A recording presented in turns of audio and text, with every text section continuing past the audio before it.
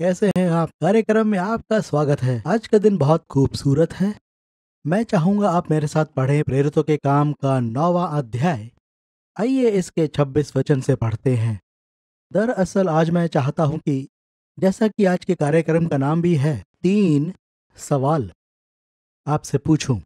कई युवक और युवतियां मेरे पास आकर कहते हैं हमें पूरी रीति से प्रभु की सेवा करनी है, सुसमाचार प्रचार करना है, जहां प्रभु हमें भेजेगा वहां हम जाएंगे।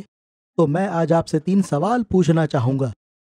पर क्यों अंकल एग्नस? क्योंकि यही 3 सवाल मुझसे पूछे थे प्रभु यीशु ने मेरे दिल से। पर इससे पहले हम पढ़ेंगे प्रेरितों के काम 9 अध्याय। यहाँ पर पौलुस जो प्रेरित है उसने बहुत बड़ी कीमत चुकाई सुसमाचार के प्रचार के लिए।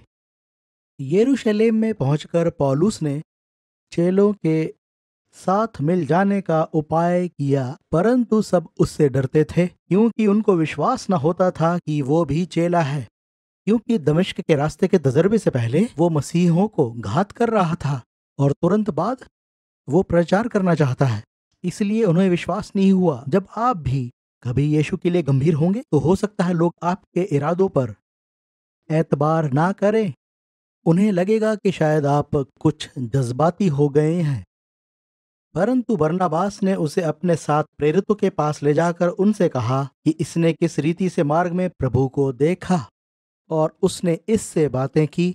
फिर दमिश्क में इसने कैसे साहस से यीशु के नाम का प्रचार किया। 29 वचन में लिखा है, वो निर्धड़क होकर प्रभु के नाम से प्रचार करता था और यूनानी भाषा बोलने वाले यहूदियों के साथ बातचीत और वाद विवाद करता था। ये तमाम यहूदी यूनान से आए थे, परंतु वे उसे मार डालने का यत्न करने लगे। तो आप इस कहानी से क्या समझते हैं? या तो आपकी वाणी से लोगों को उद्धार मिलेगा या फिर वो आपको मार डालेंगे। आज भी मध्य पूर्वी देशों में जब कोई यीशु के पास आता है तो उसका परिवार उसको त्याग देता है, और भारत देश में भी परमेश्वर के वचन को सुनाने के लिए भारी कीमत चुकानी पड़ती है, जान गंवानी पड़ती है। अब मैं आपसे 3 सवाल पूछूंगा, परंतु इससे पहले यीशु मसीह ने क्या कहा? मत्ती के 20 अध्याय में 22 वचन में वो पूछता है, जो कटोरा मैं पीने पर हूं क्या तुम पियोगे? वो कटोरा खुशहाली का कटोरा नहीं था, वो कटोरा दुख उठाने का कटोरा था। क्या तुम उस कटोरे में से पी सकते हो? चेलों ने कहा, हाँ प्रभु पी सकते हैं, पर मुझे लगता नहीं कि वो उस वक्त उस बात का मतलब समझ पाए। परंतु आखिरकार पवित्र आत्मा का बपतिस्मा पाने के बाद उनमें से तमाम ने उस कटोरे में से पिया। उनमें से एक भी चेला अपना बुढ़ापा नहीं देख पाया। उनमें से प्रत्येक, यहां तक कि यूहन्ना भी, सब शहीद हुए। उन्होंने मौत को गले लगाया। मैं गाड़ी चलाते हुए एक कस्बे में पहुंचा जो 50 या 60 किलोमीटर दूर होगा। उस कस्बे में एक महिला टाउन हॉल को किराए पर लेकर वहां पर प्रचार कर रही थी। वहां परमेश्वर ने मुझसे 3 सवाल पूछे। पहला, क्या तू मेरे लिए मूर्ख बनने को तैयार है? दूसरा सवाल, क्या तू तैयार है कि तुझे मेरे नाम के लिए बदनामी सहनी पड़े?